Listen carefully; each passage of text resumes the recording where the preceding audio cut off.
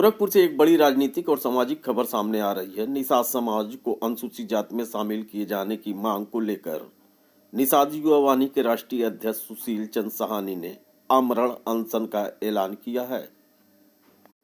यह आमरण अनशन 25 फरवरी को गोरखपुर के अंबेडकर चौक स्थित अंबेडकर प्रतिमा के समक्ष किया जाएगा। मीडिया से बातचीत करते हुए एडवोकेट सुशील चंद्र सहानी ने कहा कि दिल्ली और पश्चिम बंगाल की तर्ज पर उत्तर प्रदेश सरकार भी निषाद समाज को अनुसूचित जाति में शामिल करे।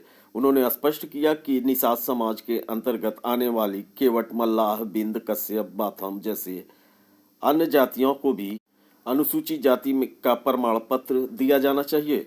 सुशील चंद्र सहानी ने कहा कि पिछले कई वर्षों से निषाद समाज आरक्षण की मांग कर रहा है, लेकिन आज तक सरकार की ओर से कोई ठोस निर्णय नहीं लिया गया।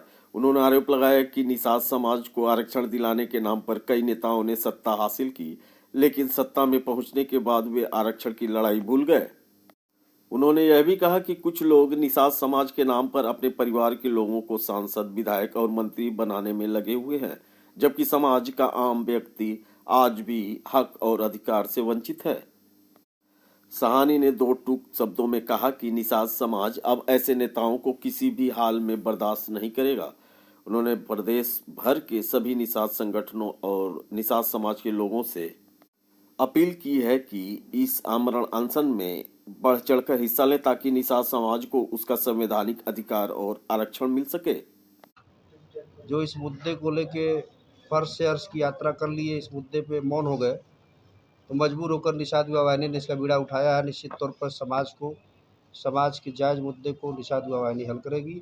ऐसी के क्रम में हम लोग अनिश्चितकालीन आमरण अनशन शुरू करने वाले हैं। इसी के बाबत आपको वहाँ प्रेस वार्ता की है। कब से आमरण अनशन करेंगे और किन मांगों को लेकर आमरण अनशन करेंगे? देखिए, हमारे समाज की जैसे जो निषाद समाज की उपजातियाँ केवट, मल्लाह, बिंद, कश्यप, धीवर, बाथम आदि जो उत्तर प्रदेश सहित संपूर्ण भारत के अन्य प्रदेशों में भिन्न भिन्न नामों से जानी जाती है, इन जातियों को पश्चिम बंगाल और दिल्ली में अनुसूचित जाति का प्रमाण पत्र जारी होता है, किंतु उत्तर प्रदेश सहित संपूर्ण भारत के अन्य प्रदेशों में नहीं। एक देश है, एक संविधान है, एक विधान है। तो निश्चित तौर पर उत्तर प्रदेश सहित संपूर्ण भारत के अन्य प्रदेशों में भी निषाद समाज का अनुसूचित जाति का प्रमाण पत्र जारी होना चाहिए। इसी बाबत हम लोगों द्वारा अनवरत रूप से पत्राचार किया गया, ज्ञापन दिया गया, और इसी के क्रम में अगर 23 फरवरी 2026 तक हम लोग की मांग नहीं पूरी हुई तो बाबा साहब बी आर अम्बेडकर जी की प्रतिमा के समक्ष दिनांक 25 फरवरी 2026 से हम लोग अनिश्चितकालीन आमरण अनशन करेंगे। इन मांगों को लेकर आपके निषाद समाज में तमाम नेता भी हैं, उत्तर प्रदेश सरकार में कैबिनेट मंत्री भी हैं, क्या कभी वो निषाद समाज के लिए इस तरह का कोई कदम?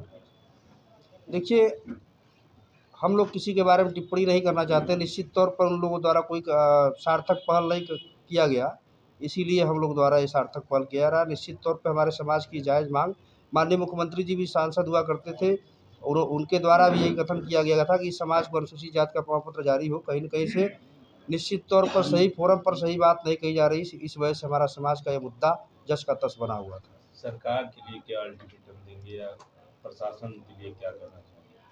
23 फरवरी तक अगर हमारी मांग पूरी नहीं हुई तो 25 फरवरी से हम लोग जब तक शरीर में जान है तब तक इस मांग को लेकर निश्चितकालीन आमरण अनशन करेंगे।